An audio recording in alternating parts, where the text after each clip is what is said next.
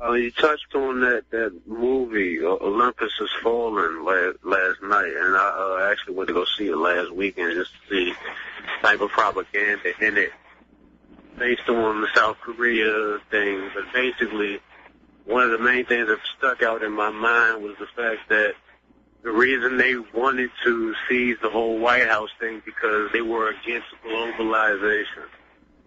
Just for like a little side note on that, but I was thinking honestly about all the spraying in the sky. I've been watching it a lot here recently, and I hear you always say that they really started it back in like '98, but I can remember when I was a kid, like around '93, '92. I used to always look up at the sky and look at the clouds and just fantasize about little animals and the figures that they make. But I used to see spraying and messages. It would be like an advertisement or a message, or like an "I love you" message, and then you know what I'm saying? Be there, and it'll expand, and eventually it'll dissipate. But I was just thinking about that here recently. Yes. Oh yeah, and also too, I mean, there's a lot of documentation getting released over many years that they've been spraying and testing the sprays out, different kinds of sprays, since the 1950s.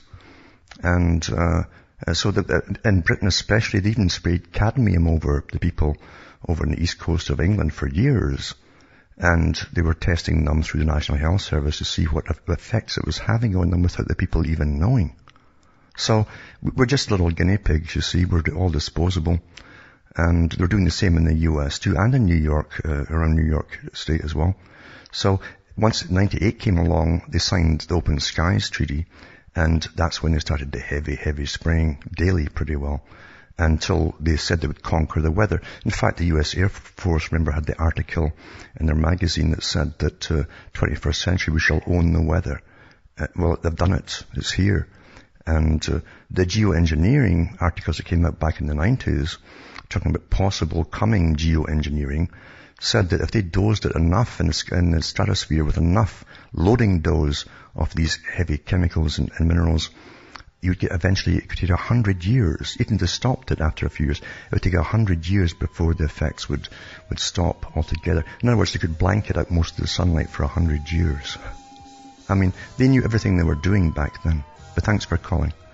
From Hamish myself from Ontario, Canada, it's good night. May your God or your gods go with you.